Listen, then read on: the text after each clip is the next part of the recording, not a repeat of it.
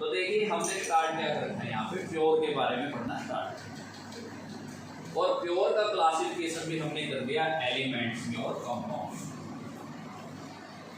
Elements वो pure species हैं जो एक ही टाइप के एटम से बने होते हैं।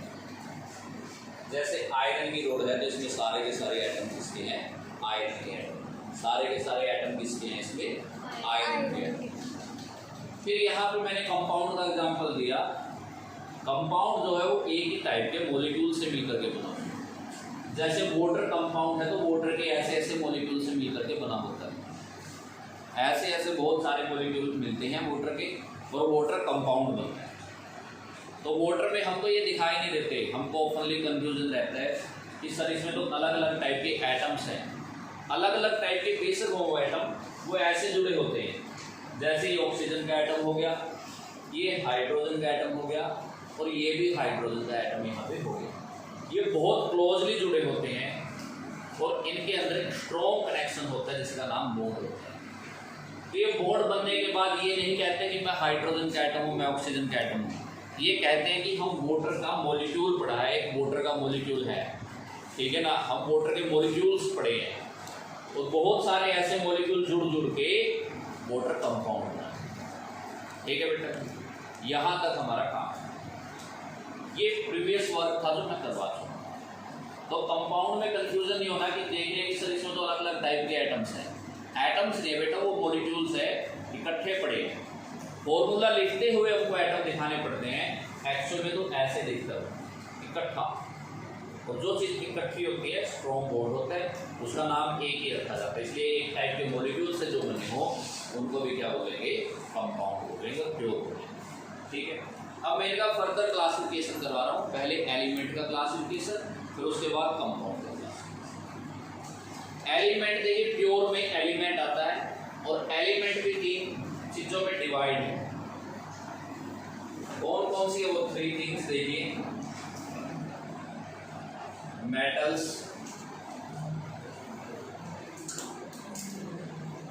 Non metals,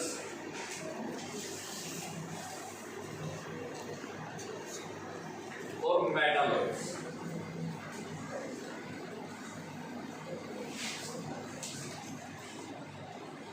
metals, non metals और मेटलॉइड भी प्योर हैं एलिमेंट का क्लासिफिकेशन। ये हमने एलिमेंट को क्लासिफाई किया बेटा, element, this is the classification of element. Element का क्लासिफिकेशन है ये, मेटल्स में, नॉन मेटल्स में, मेटलॉइड्स में। ये भी प्योर है, ये भी प्योर है, एलिमेंट भी प्योर है और ये सब प्योर का ही क्लासिफिकेशन। ये आपने क्लास 8 में पढ़ा है, मेटल, नॉन मेटल और मेटलॉइड्स का चैप्टर। आपने 8 क्लास में भी इसको अच्छे से पढ़ा है। 10th में फिर एलोबरेट होकर के आएगा मेटल, नॉन मेटल, और +2 में हम इसको पढ़ेंगे एक्सट्रैक्ट कैसे करते हैं। तो सब वहाँ पे पढ़ेंगे। प्रॉपर्टीज हैं कि मेटल क्या होती है, सोनरस होती है, लस्टर होता है, हार्ड होती है, मैलिएबल होती है, डक्टाइल होती हैं। जैसे 1 ग्राम गोल्ड से 2 किलोमीटर की वायर खींच ली जाती है। तो डक्टिलिटी का मतलब क्या, थिन वायर बनाना उसमें से। 1 ग्राम गोल्ड में से 2 किलोमीटर की वायर बनती है।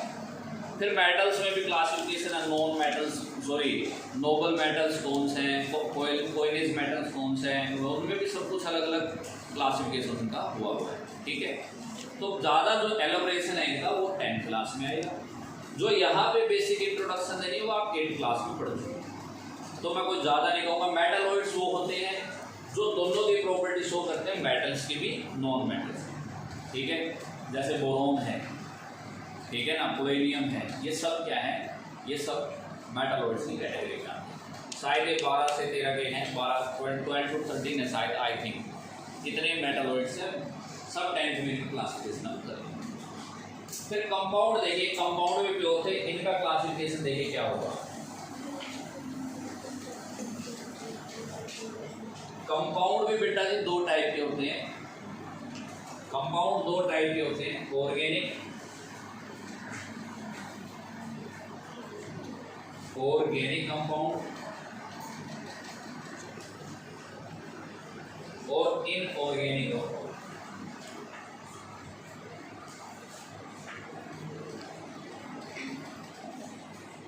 ऑर्गेनिक, इनऑर्गेनिक इनऑर्गेनिक कंपाउंड है और कंपाउंड क्या है हमारे प्योर। तो ऑर्गेनिक कंपाउंड में कौन आते हैं? सभी कार्बन के compound, all carbon compound.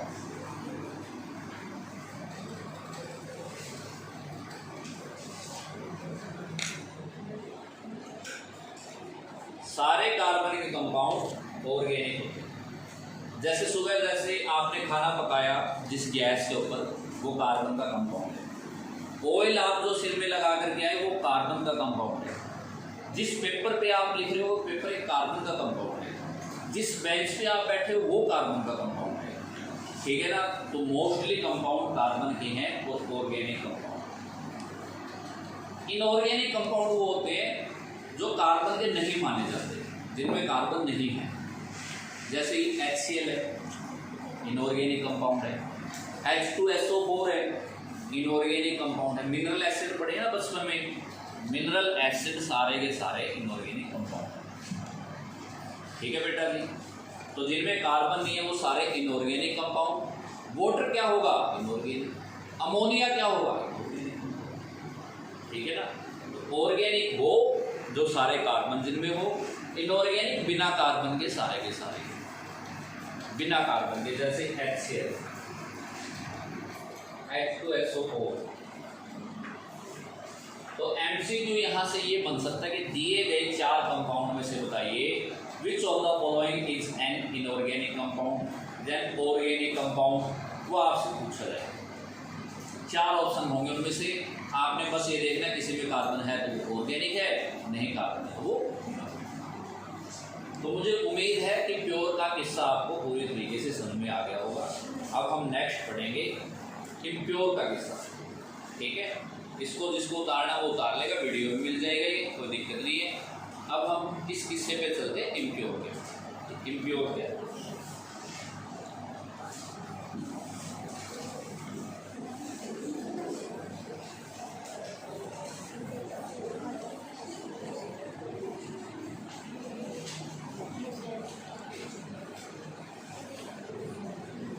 Impure की बात करते हैं। इम्प्योर क्या?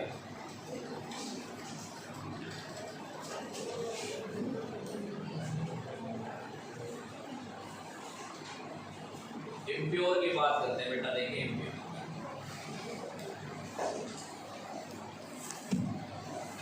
इम्प्योर को मिक्सचर भी कहा जाता है। मिक्सचर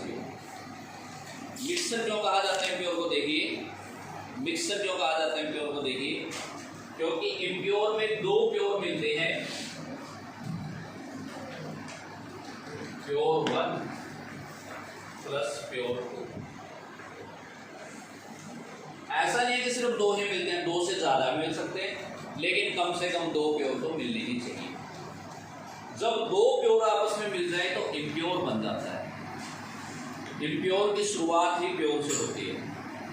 लेकिन कई स्टूडेंट्स के मन में डाउट आता है कि इम्प्योर है तो हमारे किसी काम का नहीं होगा, जो चीज़ इम्प्योर ही होगी वो हमारे किसी काम की होगी। तो आइए ये आपका जो वहम है मन का, वो मैं दूर करता हूँ। वहम होता है मन में कि इम्प्योर चीज़ है तो सर वो अच्छी नहीं है। कुछ बच्चे मुझसे एक सवाल करते हैं, सर इम्प्योर पढ़ाई क्यों रही हो, जो चीज़ इम्प्योर ही है। तो देखिए पढ़ा क्यों रहा हूँ, इसके पीछे रीजन देखिए। वाटर एक कंपाउंड है जो कि प्योर है। सब बच्चे कहते हैं यस प्योर है, बिल्कुल पता है। फिर मैं कहता हूँ बेटा शुगर, चीनी या ग्लूकोज लिख देता हूँ मैं, C6H12O6 ग्लूकोज का formula. Chemical representation of 1 molecule of glucose की ये। तो मैं कहता हूँ बेटा पानी लो और पानी में ग्लूकोज डालो तो पानी मीठा लगेगा। अगर इम्प्योर नहीं बन पाते तो आप मीठा पानी नहीं पी पाते। फिर मैं कहता हूँ बेटा पानी लो और पानी के अंदर आप क्या करो, नमक डाल दो। अगर इम्प्योर चीज नहीं होती तो आप नमक का पानी के गरारे नहीं कर पाते। फिर मैं कहता हूँ बेटा जैसे बुखार हो गया, खांसी की दवाई लेकर के आए, जुकाम की दवाई लेकर के आए, उसमें देखो कितनी प्योर चीज़ें मिली होती हैं। अगर प्योर चीज़ें मिल नहीं रही होती आपस में तो हम मेडिसिन्स का भी यूज़ नहीं कर पाते। फिर बच्चे को थोड़ा थोड़ा समझ में आने लगता है, आपको भी आने लग गया होगा कि इम्प्योर पढ़ाया जाता है। मैक्सिमम चीज़ें डेली लाइफ में जो हम यूज करते हैं मैक्सिमम वो है इम्प्योर। मैक्सिमम चीज़ें हम डेली लाइफ में जो यूज कर रहे हैं वो इम्प्योर ही यूज कर रहे हैं। जैसे लस्सी है बेटा,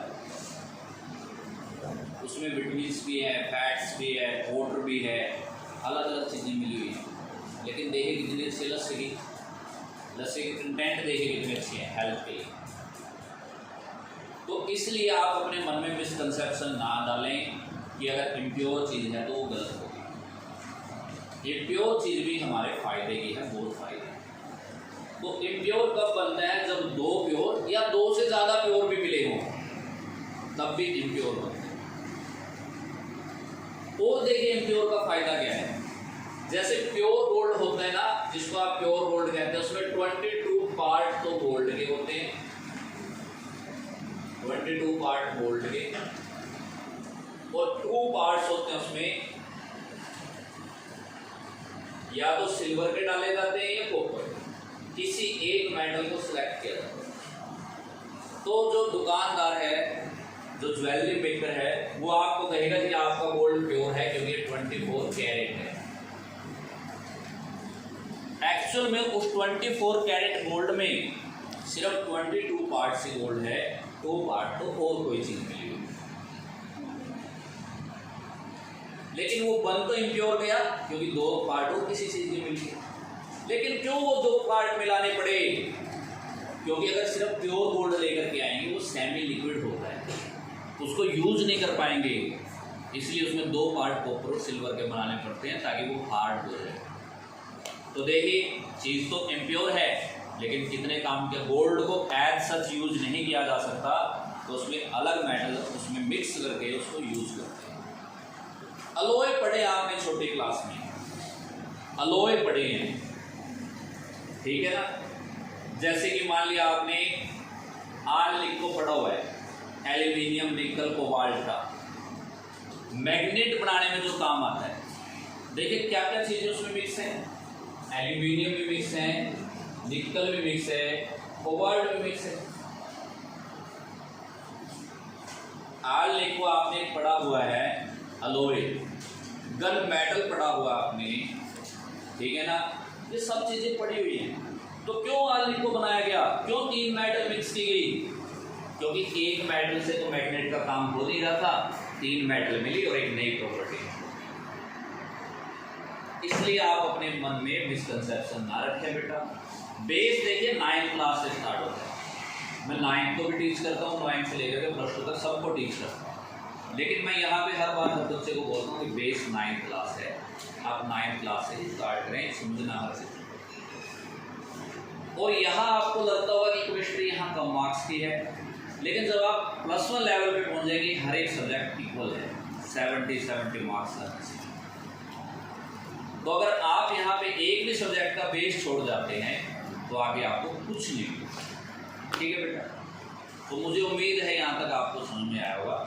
इसी को आपने रिपीट करना, यही आपका होमवर्क, ठीक है बेटा। चलिए।